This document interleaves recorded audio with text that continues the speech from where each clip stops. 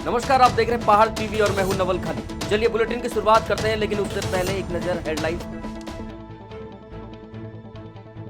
चारधाम यात्रा में अधिक किराया वसूलने वाले वाहनों पर परिवहन विभाग करेगा तत्काल कार्रवाई, हेल्पलाइन नंबर भी किया जारी। कोरोना के बढ़ रहे मरीज, स्वास्थ्य विभाग ने दी सतर्क रहने की अपील। नशा मुक्ति केंद्रों के संचालन पर प्रशासन सख्त, उल्लंघन करने पर जुर्माना और सजा का किया प्रावधान। केंद्रीय मंत्रियों का वाइब्रेंट गांव के दौरों का सिलसिला जारी, प्रदेश पहुंचे केंद्रीय वाणिज्य मंत्री पीयूष गोयल। खत्म होता पुलिस का खौफ, दून में अब किसी ने रेता बुजुर्ग महिला का गला। लोकसभा चुनाव नजदीक है, तो ऐसे में सियासी फेरबदल भी जारी है। एक कार्यक्रम में बीजेपी प्रदेश अध्यक्ष महेंद्र भट्ट ने भी कहा कि कई कांग्रेस के नेताओं और कार्यकर्ताओं ने भाजपा का साथ देने की सोची है, तो कई भाजपा में शामिल भी हो चुके हैं और कांग्रेस के कई नेता अभी भी बीजेपी के संपर्क में हैं। ऐसे में उनके जवाब में कांग्रेस की प्रवक्ता गरिमा महिरा दसोनी ने कहा, ये बिना पेंदे के लोटे भाजपा को ही मुबारक हो। जो इस दल में नहीं टिक पाया वो किसी और में क्या टिक पाएगा। मुबारक हो महेंद्र भट्ट को। इस तरह के लोग जो बेपैदे के लोटे की तरह होते हैं, जो एक दल में नहीं टिक पाया, वो आपके दल में या आपका क्या खास बन पाएगा। कोई भी मजबूत हवा का झोंका हो वजनदार पत्थर को हिला नहीं सकता, और वहीं सूखे पत्ते तो एक हवा के झोंके से उड़ जाया करते हैं। ये सूखे पत्ते महेंद्र भट्ट को मुबारक हो। गुरुवार को मुख्यमंत्री पुष्कर सिंह धामी ने अपने कैंप कार्यालय में वीडियो गीत नकर नकर भ्रष्टाचार गीत का विमोचन किया। उन्होंने कहा कि इस गीत के जरिए सरकार के सुशासन की दिशा में किए जा रहे कार्यों को दिखाने का शानदार प्रयास किया गया है।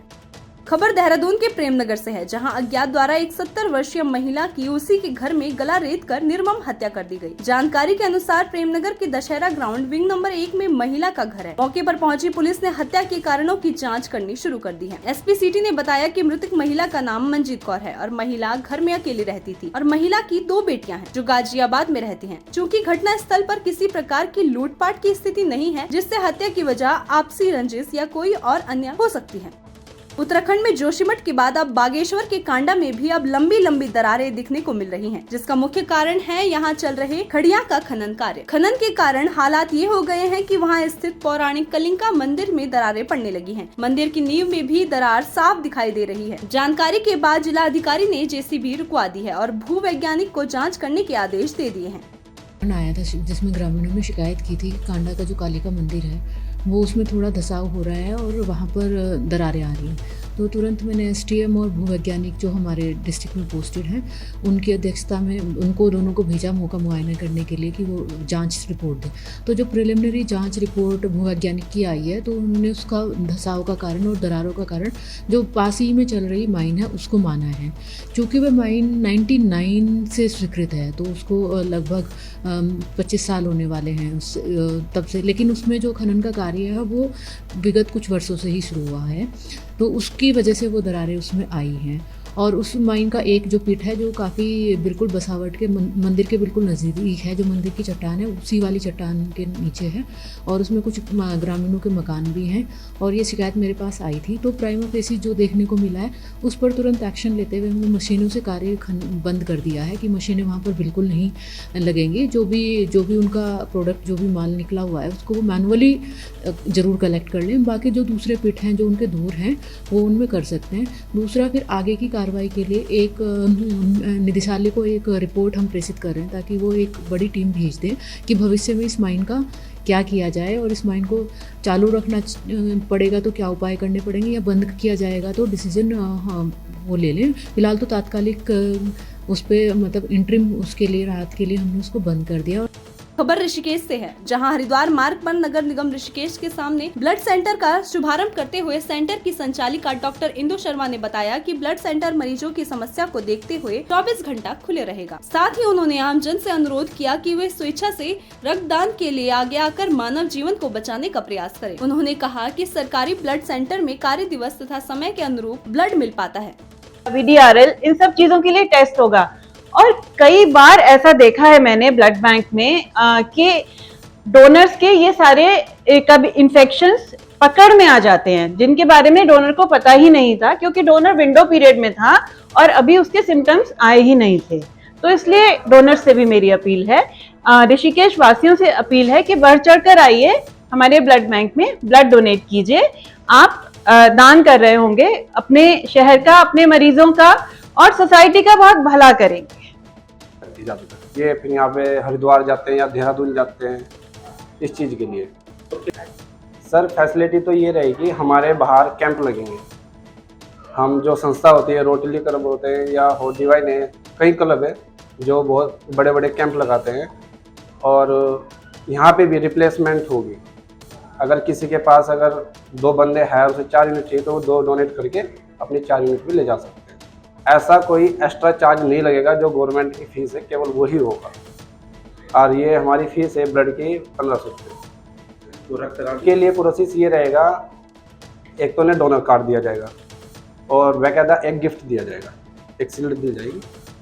तो जी बिल्कुल सर, बिना डोनर के तो सर हम सबको ही देंगे, क्योंकि पहले मरीज की जान बचानी है हमें, क्योंकि इसकी ज़्यादा नहीं 35 से 42 दिन की एक्सपायरी होती है ब्लड की। हम रैक करेंगे क्या उसका। अब खबर मसूरी से है, जहां मसूरी के मिलेट 2013 के अंतर्गत आयोजित क्षमता और अवसर राष्ट्रीय सम्मेलन में शिरकत करते हुए हरियाणा मंडी परिषद के अध्यक्ष आदित्य देवलाल चौटाला ने कहा कि हरियाणा के मुख्यमंत्री मनोहर लाल खट्टर द्वारा सबसे बड़ी पहल करते हुए हरियाणा के कृषि के इंफ्रास्ट्रक्चर को मजबूत करने के लिए किन्नरों में करीब 550 एकड़ में विशाल फूड हब का निर्माण किया जा रहा है, जिसमें किसानों को एक ही छत के नीचे कृषि से संबंधित सभी सुविधा उपलब्ध होगा। वह किसानों की फसलों, सब्जी, फल आदि व मार्केट के लिए भी उचित दाम मिलेगा। वेजिटेरियन को लेके बहुत बड़ा एक विजन, और उसी को लेके आज मसूरी में गणेश जोशी जी जो हमारे कॉस्मो के चेयरमैन हैं, उन्होंने प्रदेशों के सभी चेयरमैन्स और मार्केटिंग के कंसर्न डेलीगेशंस को आज आमंत्रित किया है 3 दिन के लिए। हरियाणा को हम रिप्रेजेंट कर रहे हैं। माननीय प्रधानमंत्री जी के विज़न को बढ़ाते हुए हरियाणा के मुख्यमंत्री जी श्री मनोहर लाल जी ने सबसे बड़ी पहल की है कि आज हरियाणा इंफ्रास्ट्रक्चर वाइज पूरे हिंदुस्तान के सब राज्यों से सबसे आगे है। बहुत बड़ी मार्केट 550 एकड़ का प्रोजेक्ट हमारा हरियाणा में चल रहा है गन्नौर में, जिसके तहत किसानों को एक फूड हब, जहाँ पे हर तरीके का फूड, हर तरीके के श्रेयन और किसान से संबंधित उसकी फसलें, उसके फल, सब्जियां, सारी चीज़ों का एक बहुत बड़ा हब, ये एशिया दुनिया का सबसे बड़ा हब हरियाणा में बनने जा रहा है। हम चाहते हैं कि किसान तभी मजबूत होगा जब उसके श्रेयन की मार्केटिंग प्रॉपर हो और उसे उचित दाम मिले, और श्रेयन से हमें बहुत लाभ है। एक तो स्वास्थ्य के प्रति हमारा जो वेस्टर्नाइज कल्चर जो हमने पिछले कई सालों से अडॉप्ट किया था, उससे हमें छुटकारा मिलेगा। और ये बहुत बड़ा एक नेक्सस जो हॉस्पिटल्स का या मेडिकल फैसिलिटीज़ को लेके चल रहा था, उससे कहीं ना कहीं हिंदुस्तान की जनता को निजात मिलेगी। बीती 8 अप्रैल की अर्धरात्रि को मुजफ्फरनगर जिले में तेजर हेड़ा के जंगलों में यूपी पुलिस और स्वात टीम की संयुक्त कार्रवाई के चलते हुई मुठभेड़ में लक्षर क्षेत्र के गिरफ्तार अलग अलग गांवों के 3 आरोपियों को यूपी पुलिस ने गिरफ्तार कर लिया है। दरअसल लक्षर क्षेत्र के भुरना निवासी मन्नू, चिमली निवासी विकास और पूरनपुर निवासी संजय द्वारा बीते 18 फरवरी को मुजफ्फरनगर जिले के छपार क्षेत्र में तमंचे के बल पर शराब के ठेके से लूट की घटना को अंजाम दे दिया गया था। 8 अप्रैल की अर्धरात्रि में पुलिस ने सूचना पर 3 अपराधियों को तेजल हेड़ा के जंगलों में मुठभेड़ के बाद धर दबोच लिया। फरवरी 2023 में थाना छपार में बसेड़ा से बरला जाने वाले मार्ग पर जो शराब के ठेके हैं, उन पर कुछ अज्ञात अभियुक्तों द्वारा लूट की घटना कारित की गई, जिसके संदर्भ में थाना पर मुकदमा पंजीकृत किया गया था। तभी से थाना छपार पुलिस, एसओजी और सर्विलांस के सहयोग से घटना के अनावरण का प्रयास किया जा रहा था और आज इस घटना का सफल अनावरण किया गया है।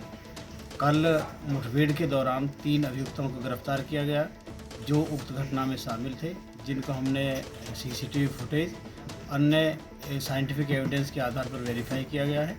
उनसे पूछताछ करने पर उन्होंने घटना को स्वीकारा है तथा अपने अन्य से अभियुक्तों के साथ मिलकर घटना कारित करने की बात की गई है। 3 जो गिरफ्तार अभियुक्त हैं उनके कब्जे से घटने में प्रयुक्त 2 मोटरसाइकिल, 3 तमंचे, 315 बोर, 5 जिंदा कारतूस तथा 2 खोखा कारतूस बरामद किए गए हैं तथा लूट के रुपयों में से कुछ रुपये की बरामदगी हुई है। और उनसे पूछताछ पर उन्होंने अपना नाम मन्नू पुत्र शेर सिंह, निवासी भुरना, थाना लक्सर, जिला हरिद्वार, संजय उर्फ काना पुत्र शिवलोक निवासी पूरनपुर थाना खानपुर, विकास पुत्र सतीश निवासी सिमली थाना कोतवाली लक्सर जिला हरिद्वार बताया गया है। और जो उसके दो साथी कल मुठभेड़ के दौरान वो भागने में सफल हुए हैं, उनकी मोटरसाइकिल विक्टर को बरामद किया। मसूरी में लगातार व्याप्त अव्यवस्थाओं को लेकर मसूरी एसडीएम नंदन कुमार ने नगर पालिका सभागार से संबंधित अधिकारियों के साथ बैठक की और उन्हें सभी व्यवस्थाओं को जल्द दुरुस्त करने के निर्देश दिए। मसूरी कोतवाल दिग्पाल सिंह कोहली ने जनप्रतिनिधियों से आग्रह किया कि वह वोटों की राजनीति न करें और सड़क किनारे हो रहे अतिक्रमण को हटाने में पुलिस और प्रशासन का सहयोग करें। है अभी देखिए, अभी लोअर मॉल में काम हुआ है तो यूपीसीएल और पीडब्ल्यूडी के कोऑर्डिनेशन में काम चल रहा है। अभी तक की जो कार्यवाही हुई है उसमें हमारा जो ब्लैक टॉप है वो लाइब्रेरी की तरफ हम बढ़ रहे हैं। अभी तिब्बत मार्केट का हो गया है, अपर मॉल भी हो गया है। तो अभी जो हमारा एक्सकवेशन खुदाई का जो काम है वो जो रिमेनिंग वर्क है वो टिल पिक्चर पैलेस बचा हुआ है लोअर मॉल में, तो अभी वही कर रहे हैं। डेडलाइन के अकॉर्डिंग काम कर रहे हैं, जो भी टाइमलाइन है, और इसकी मॉनिटरिंग भी चल रही है और कोऑर्डिनेशन भी फैसिलिटेट किया जा रहा है। इस मीटिंग में ऐसी चीज़ें संज्ञान में आई हैं और जो भी कंसर्न्ड अधिकारी हैं उनको ये कहा निर्देश दिया गया है कि इसमें वो जो भी रेस्टोरेशन वर्क होना है वो जो प्रीवियस जो भी उसकी सिचुएशन रही होगी उसी के अकॉर्डिंग होगी और इसमें आगे पत्र लिख भी किया जाएगा। अगर ये काम नहीं होता है तो कार्रवाई भी की जाएगी। इस तरह के निर्देश दिए गए हैं इनको का, और जो लोकल एडमिनिस्ट्रेशन है उसका कोऑर्डिनेशन बहुत इंपॉर्टेंट है, वो दोनों तरफ से इंपॉर्टेंट है, तो इसलिए इनको निर्देश दिए गए हैं और आगे भी उनसे वार्ता की जाएगी ताकि जो कोऑर्डिनेशन है, म्यूचुअल कोऑर्डिनेशन है, वो बना रहे और ट्रैफिक में कोई व्यवधान नहीं। इसमें कल भी इसमें कार्रवाई की गई है और जो अनधिकृत प्रक्रिया हैं उनको हटाया गया है। इसमें बार बार किया जाएगा। नगर पालिका को ये भी कहा है कि उसके जो भी आपके ऑफिशियल जो डिक्लेयर्ड हैं जो वेंडर्स, उसका आप उसी के लिस्ट के अकॉर्डिंग वेंडर्स रहेंगे और जिस भी स्थान पे हैं उसके अलावा जो भी हैं उनको हटाया जाएगा। और आगे हम ये भी आगे की जो बात है इसमें एक वेंडिंग जोन क्योंकि होना चाहिए नगर पालिका में, तो उस संबंध में भी एक स्थल को ढूंढ करके जो आगे की कार्रवाई होनी है वो करेंगे। उसमें डायरेक्शन दिए जा रहे हैं और इसमें कठोर चेतावनी दी गई है कि आगे से जो भी आपने डंप कर रखा है उसको हमेशा हटाया जाए। कई जगह से हटा भी लिया गया है, कुछ जगह पे अभी भी है, तो इसमें इन्होंने 1 वीक का टाइम दिया है, इसको जल्दी हटवा लें। खबर लक्सर से है, जहां रेलवे प्रशासन और प्रदेश से लेकर केंद्र सरकार के खिलाफ नगर व्यापार मंडल द्वारा 2 दिन से जारी भूख हड़ताल और अनशन से उस वक्त प्रबल ताकत उभरती हुई नजर आई जब भारतीय किसान यूनियन के तोमर गुट और विश्व हिंदू संगठन द्वारा उन्हें अपना खुलकर समर्थन पेश कर दिया गया। इतना ही नहीं बल्कि आगामी 15 तारीख तक रेलवे से जुड़ी मांगों को पूरा नहीं करने पर लक्सर के बाईपास रेल मार्ग का चक्का जाम और कड़ी चेतावनी के साथ पूर्ण चुनावी बहिष्कार का भी अल्टीमेटम जारी कर दिया गया है। तो सीधा जी, हमें फालतू की बात का कुछ नहीं पता। हम तो किसान आदमी है और किसानों का और मजदूर का साथ देते हैं। हमारा तो सीधा सा सरकार को अल्टीमेटम है, या तो वो इन ट्रेनों को चालू करे, अगर नहीं चालू करेंगे तो चक्का जाम करेंगे बाईपास पर। बिल्कुल सब किसानों को कहे जाएगा, सब मजदूरों को बोले जाएगा, सब वहीं पड़ेंगे जाकर। और चुनाव का भी अब की बार चाहे हमें घर घर जाना पड़े, गाँव गाँव जाना पड़े, बहिष्कार करावांगे अगर नहीं ये ट्रेनें चलावांगे, नहीं बात हमारी मानेंगे तो। 15 तारीख तक का अल्टीमेटम है। अगर 15 तारीख तक ये नहीं चलाते हैं तो 16वें दिन हम चक्का जाम करेंगे और धरने पर बैठेंगे बाईपास। की वाजिब समस्या है और जितने भी हम संगठन वाले हैं यहाँ वो सभी इसी क्षेत्र के लोग हैं जो इस समस्या से भली भांति अवगत हैं और झेल रहे हैं। कोरोना काल में किसी भी बहाने से सरकार ने ट्रेनें रोक दी थी, लेकिन कोरोना काल को समाप्त हुए लगभग 2 वर्ष होने को है। वे ट्रेनें जिनसे यहाँ का व्यापार, यहाँ के विद्यार्थी, यहाँ के किसान, यहाँ के मजदूर जो सफ़र करते थे वो बहुत प्रभावित हैं। और महंगाई का दौर है, हर एक आदमी पे गाड़ी नहीं है, रेल नहीं है, कार नहीं है और स्कूटर नहीं है। आम जनता के चलने के लिए ट्रेन का एक सहारा था, वो सहारा हमारे क्षेत्र से छीन लिया गया है। ये हमारे जनप्रतिनिधियों के लिए बड़े शर्म की बात है। रामनगर जिम कॉर्बेट विश्व प्रसिद्ध जिम कॉर्बेट नेशनल पार्क में वित्तीय वर्ष 2022-23 में 3 लाख से अधिक पर्यटकों से कॉर्बेट पार्क ने 13 करोड़ से ज्यादा का राजस्व कर कमाई की है। आपको बता दें कि विश्व प्रसिद्ध जिम कॉर्बेट नेशनल पार्क में देश विदेश से हर वर्ष लाखों पर्यटक वन्य जीवों और पार्क की जैव विविधता का दीदार करने के लिए कॉर्बेट पार्क पहुँचते हैं। वहीं कॉर्बेट पार्क में पिछले वर्ष व वर्तमान में भी पर्यटकों से पर्यटन नगरी गुलजार है। देखिए, बड़ी अच्छी खबर है। कॉर्बेट में पर्यटन बढ़ा है। गत वर्ष की अपेक्षा इस वर्ष जो है काफ़ी संख्या में पर्यटक आए। उससे राज्य की आर्थिकी को भी फायदा हुआ क्योंकि राजस्व में काफ़ी वृद्धि हुई है और साथ ही साथ जो स्थानीय समुदाय है उसकी भी आजीविका के साधन में इससे जो है वृद्धि हुई है। तो मुझे लगता है कि ये एक शुभ संकेत है। साथ ही साथ इसमें हमें प्रशासन को भी ये देखना पड़ेगा कि कैसे जो पर्यटक और आ रहे हैं उनकी सुख सुविधाओं का ध्यान रखा जाए। देखिए, इस वर्ष कॉर्बेट टाइगर रिजर्व में अप्रैल 2022 से मार्च 2023 तक कुल राजस्व में प्राप्त हुआ है लगभग 13 करोड़ से ज़्यादा राजस्व प्राप्त हुआ है। इसमें डे सफारी और नाइट विजिट दोनों चीज़ें हैं, और इसमें भारतीय आए हैं लगभग 3.5 लाख से ज़्यादा, और विदेशी पर्यटकों की संख्या 6000 से ज़्यादा। खबर उत्तरकाशी जिले से है, जहां सरकार को जनपद में 17 अंग्रेजी शराब की दुकानें खोलनी थी, लेकिन अब तक 8 दुकानें ही संचालित हो रही हैं। उत्तरकाशी जिले में 9 दुकानें अभी तक पूर्ण रूप से बंद पड़ी हैं, जिसमें से सबसे बड़ा राजस्व मुख्य बाजार की दुकान से आता है, जो कि अभी तक नहीं खोली गई है, जिसमें प्रशासन को 1 साल का राजस्व 16 करोड़ का होता है। का वो चल रहा है कि जो दुकानें जो संचालित नहीं हुई थी, तो 4 दुकानें हमारी 2 लॉटरी में और 2 उसमें प्रथम आओ प्रथम पाओ में तो पूरे पे व्यवस्थापित हो गई हैं। उत्तरकाशी का जो हमारा मदिरा दुकान है, इसका रेवेन्यू 16 करोड़ के आसपास है साल का, तो अब इस पर प्रयास किया जा रहा है कि इसको हम व्यवस्थापित करें। कितना घाटा आया होगा अभी तक? अभी घाटे की बात तब तक हम नहीं कर सकते हैं जब तक हमारा दुकान व्यवस्थापित नहीं हो जाती है। दुकान व्यवस्थापित हो जाती है, अगर पूर्ण रूप से व्यवस्थापित हो जाती है।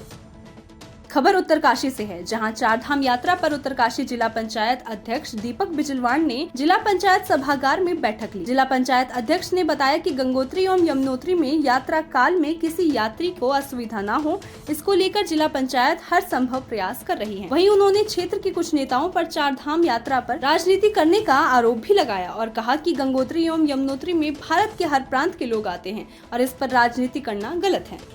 देखता हूँ कि यमुनोत्री माँ यमुना के नाम पर, चारधाम यात्रा माँ गंगा के नाम पर, और मेरे ये सौभाग्य है कि उत्तरकाशी जनपद में 2 धाम हैं और दोनों धामों में हमारी ये व्यवस्थाएं जो हम लोग कार्य कर रहे हैं, जिला पंचायत कार्य कर रही है, हमारा साफ सफाई का कार्य है। और इस समय जो घोड़ा खच्चर का जो हमारा जो विगत कई वर्षों से चला आ रहा है, वो एक प्रक्रिया है, उसको हम फॉलो करते हैं, उसी प्रक्रिया पर हम काम कर रहे हैं। मेरा ये कहना है सम्मानित जिलाधिकारी मोदी को और महोदय जी से और अपने कप्तान महोदय से कि आपके प्रशासन के साथ कंधा से कंधा मिलाकर जिला पंचायत कार्य करेगी। मेरा भी आपसे एक निवेदन रहेगा कि हमें यात्रा की दृष्टि से देखना चाहिए। हमारे देश के प्रधानमंत्री, प्रदेश के मुख्यमंत्री, हमारे पर्यटन मंत्री और तमाम सरकारें इस पर मद्देनजर ध्यान रखती हैं कि इसमें देश विदेश से आने वाले श्रद्धालुओं का यहाँ तांता रहता है, वो अपने श्रद्धा से यहाँ आते हैं। तो इस पर हम लोग अपनी छोटी बड़ी राजनीति को ना आने दें, और मैं उम्मीद करता हूँ कि जो नेता इसमें नेतागिरी करना चाहता है,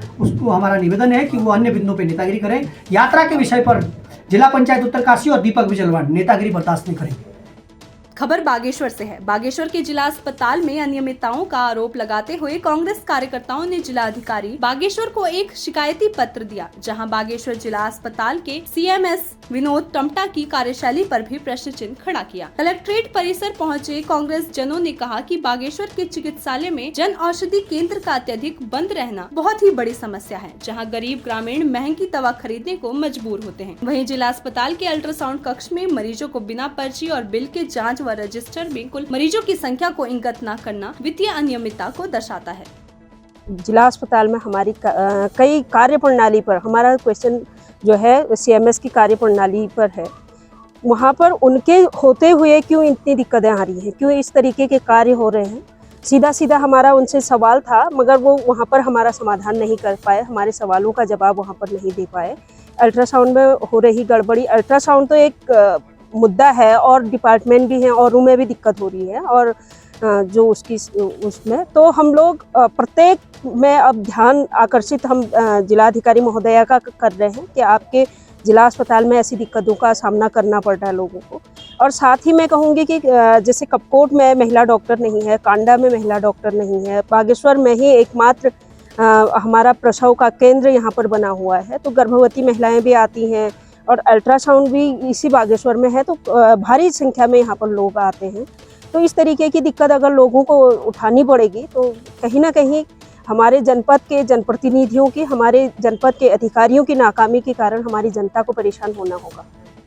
एक जिला अस्पताल में एक अल्ट्रासाउंड में बहुत बड़ी वित्तीय अनियमितता का घोटाला हमारे सामने आया हुआ है, जिसके कि हमने मई प्रमाण के साथ हमने जिलाधिकारी महोदय को हमने आज ज्ञापन दिया और प्रमाण साक्ष्य साथ में दिए, और जिसमें कि कहीं न कहीं एक बहुत बड़ा घोटाला जिला चिकित्सालय में हो रहा है और जिसके अवज में हम समस्त कांग्रेसजन जो है यहाँ पर को आकर के माननीय जिलाधिकारी महोदय जी को उसके बारे में ज्ञापन भी दिया और उसके साक्ष्य भी दिए हैं।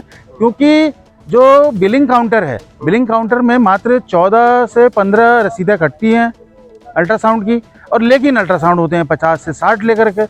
भाई 2,60,000 की जनसंख्या वाला जो जनपद हमारा है, इस जनपद में आप ये मान के चलिए कि पर डे केवल मात्र 14 ही अल्ट्रासाउंड होंगे। भाई यहाँ अल्ट्रासाउंड कम से कम 60-70 अल्ट्रासाउंड से लेकर 100-150 अल्ट्रासाउंड यहाँ पर कुछ जिला चिकित्सालय में होते हैं, लेकिन मात्र 14 से 15 अल्ट्रासाउंड का उल्लेख वहाँ के रजिस्टर में होता है। और बाकी के सारे जितने अल्ट्रासाउंड हैं उनका सारा पैसा कहाँ जाता है, मैं ये जानना चाहता हूँ। अब खबर हरिद्वार से है, जहां रविवार को मतलबपुर गांव से लापता हुए बैंक कर्मचारी का शव मंगलौर कोतवाली क्षेत्र के आसफ नगर झाल से बरामद हुआ। कर्मचारी की बाइक लावारिस हालत में अगले दिन सोलानी पार्क के पास बरामद हुई थी। इस मामले में पूर्व बैंक कर्मचारी समेत 3 लोगों पर अपहरण के मामले दर्ज हुए थे। ग्रामीण पिछले 2 दिन से लापता की बरामदगी की मांग करते हुए नजर आ रहे हैं। लापता का शव मिलने से आक्रोशित ग्रामीणों ने पोस्टमार्टम हाउस के बाहर जमकर हंगामा किया, जिसके बाद पुलिस ने बमुश्किल मामले को शांत कराया। परिजनों ने सिविल अस्पताल में पोस्टमार्टम नहीं होने दिया और शव का पोस्टमार्टम कराने के लिए ऋषिकेश के एम्स अस्पताल ले गए। पुलिस की लापरवाही के कारण जो ये दिन आज देखना पड़ा, क्योंकि परिवार 1 घंटे बाद ही थाने में पहुंच गया था और नाम दर्ज एप्लीकेशन उन्होंने थाने में दे दी थी, तो पुलिस की इसमें पूरी तरह से निष्क्रियता रही। और कहीं ना कहीं हमारे जो मीडिया कर्मी हैं, जो देश का चौथा स्तंभ कहा जा, ये भी शुरू से ही उसे एक मतलब खुदकुशी और मतलब आत्महत्या के उसमें दर्शाने का प्रयास किया। ये भी पुलिस के साथ ही लगे रहे, क्योंकि मैंने बहुत से अखबारों में मीडिया में देखा, इन्होंने भी यही दर्शाया गुमशुदगी की रिपोर्ट। जब भाई हम नाम दर्ज रिपोर्ट जब की गई, इन्होंने भी मीडिया ने भी हमारी पुलिस से सवाल नहीं किया कि जब नाम दर्ज, उसकी बहन पर फ़ोन आया कि वो खतरे में है, भाई मैं खतरे में हूँ, दोनों नाम उसने बता दिए, तभी मीडिया मतलब वहाँ थाने में जाकर बता दिए। तो फिर वो कैसे हो गया, अपहरण का मुकदमा दर्ज होना चाहिए था। शुरुआत से ही पुलिस की संदिग्ध है इसमें, मतलब पूरी तरह से पुलिस साफ सुथरी छवि बिल्कुल कहीं नजर नहीं आ रही। आप मीडिया पे आरोप लगा रहे हैं, मीडिया के इसमें क्या गलती है? देखिए, मीडिया शुरू से ही नहीं, बिल्कुल मैं इसका धन्यवाद करता हूँ। और मीडिया ने मुझे एक जगह दिखा दो जहाँ मीडिया ने कहा हो कि भाई ये मुकदमा, जब उन्होंने नाम दर्ज तुम्हें तहरीर दी तो तुमने गुमशुदगी का कैसे मुकदमा दर्ज कर दिया। मेरा नाम संदीप सानी है, मैं विक्रम सिंह का भाई लगता हूँ, ताऊ जी का लड़का है मेरे। और हम जैसे ही हमें गांव वालों को सुबह के टाइम पता चला कि भाई के साथ ऐसा परिस्थिति हो चुकी है, तो सभी लोग गांव से निकल करके, लड़के भी सभी ने प्रयास किया ढूंढने का। मोटरसाइकिल हमारे गांव के लड़कों ने ढूंढी और नहर की पटड़ी पे हमारे बच्चों ने मोटरसाइकिल बरामद करी। फिर पुलिस वालों को खबर दी और चलो जैसे कैसे भी फिर थाने में गए। थाने में जा कर के अगजी हम छानबीन कर रहे, रिपोर्ट लिखवा दी। हमारी बहन को फ़ोन भी किया, उसने, हमारे भाई ने सारा परिस्थिति बता दी कि मेरे साथ में ऐसा बदतमीजी हो रही है, मेरे साथ में मुझे प्रेशर दिया जा रहा है या दबाव दिया जा रहा है और हमारे भाई को टॉर्चर किया गया। और जब हमारे भाई ने तीनों आदमियों के नाम बता दिए तो हमारी बहन सुनते हुए, तो जब नाम बता दिया तो उन्होंने उस बंदे से फ़ोन छीन लिया, हमारे भाई से फ़ोन छीन कर हमारे भाई को फिर उसके बाद में स्विच ऑफ कर दिया हमारे भाई का फ़ोन। और फ़ोन स्विच ऑफ करने के बाद में फिर हमें नहीं पता हमारे भाई के साथ उन्होंने क्या किया। और अब हम पुलिस थाने में गए, पुलिस थाने में जाकर कभी क्या रिजल्ट मिला कि सुबह को आइयो, शाम को आइयो, 4 बजे 5 बजे कैमरे खंगाड़ ले, लेकिन कोई रिजल्ट नहीं मिलता। और अन्य हमारे जो पारिवारिक लोग हैं, हमारे गांव के 7 आदमी जितने भी आए हुए, सभी के साथ में कोई पुलिस के साथ में पूरा कोऑपरेट कर रहे गाँव वाले, लेकिन फिर भी कोई रिजल्ट नहीं मिल पाया। और एक बंदे ने, हमारे बच्चे ने वायरल खींच दिया, उसकी तरफ को लाठी ले कभी दौड़े हैं कांस्टेबल। और भागो यहाँ से, चलो यहाँ कुछ नहीं है, चलो जी कोई बात नहीं। थकार का हम लोग घर चले गए। उसके बावजूद भी वह बंदे अंदर बैठे, चाय पी रहे, नाश्ता कर रहे, फ़ोन चला रहे, पैर पर पैर धर कर बैठे। अरे अगलों का मैं कह रहा, अगर सामने मिल जाते ना तो यहाँ तो आने की ज़रूरत भी नहीं पड़ती हम लोगों को। खबर मुंसियारी से है, जहां राजकीय बालिका इंटर कॉलेज नमजला की शिक्षिकाओं को कठिन परिश्रम और लगन के अच्छे परिणाम सामने आने लगे हैं। प्रधानाचार्य सहित 18 पद रिक्त होने के बाद भी गृह परीक्षाओं के परीक्षा परिणाम में नमजला को चर्चाओं में ला दिया है। विद्यालय की छात्र संख्या भी लगातार बढ़ती जा रही है। मौका प्रवेश उत्सव का था। बालिका इंटर कॉलेज नमजला में इस बीच हुई गृह परीक्षाओं के परिणामों ने इस कॉलेज को सुर्खियों में ला दिया है। एसएसपी पौड़ी श्वेता चौबे ने थाना क्षेत्रों के अंतर्गत रह रही बाहरी लोगों के सत्यापन को गंभीरता से नहीं लेने पर थाना प्रभारियों को जमकर फटकार लगाई है। अपराध समीक्षा बैठक की समीक्षा करते हुए एसएसपी ने 4 धाम यात्रा और लक्ष्मण झूला में होने वाली G20 सम्मेलन को देखते हुए भी सत्यापन की कार्यवाही में तेजी लाने के निर्देश दिए। प्रथम तो हमारे यहाँ चूंकि अब 4 धाम यात्रा शुरू होने वाली है, तो इसको दृष्टिगत रखते हुए सभी थाना प्रभारी और जो हमारे क्षेत्राधिकारी हैं उनको सेंसिटाइज किया गया और जो यात्रा मार्ग में हमारा स्पेशली श्रीनगर लक्ष्मण झूला जो अतिक्रमण है उसे हटाने हेतु निर्देश दिए गए। श्रीनगर में हमारे जो 2 बड़े पार्किंग स्लॉट्स हैं, आवास विकास और NIT में जो वाहनों की पार्किंग की जानी है उसको प्रॉपर डेवलप करने के लिए निर्देश दिए गए। इसके अतिरिक्त पूरे जनपद में वृहद स्तर पर सत्यापन अभियान 4 धाम व G20 आगामी जो G20 बैठक है उसको लेकर सत्यापन अभियान चला रखा है, परंतु उसमें कई थानों के द्वारा जो कार्रवाई की गई है वो संतोषजनक नहीं है, तो संबंधित का स्पष्टीकरण भी मांगा है। क्षेत्राधिकारियों को बताया गया है कि इसकी डेली जो है समीक्षा करें, मॉनिटरिंग करें। इसके अलावा हमारे यहाँ जो धोखाधड़ी से संबंधित मामले हैं जो 1 साल से ज़्यादा लंबित हैं उसके संदर्भ में भी निर्देश दिए गए हैं क्षेत्राधिकारियों को कि अपने अपने स्तर से इसमें OR लेकर जो 1 साल से ज़्यादा पुराने मामले हैं उनका शीघ्र निस्तारण करवाएं। अभी तक की खबरों में बस इतना ही। आगे की खबरों के लिए देखते रहिए पहाड़ टीवी। तब तक के लिए नमस्कार।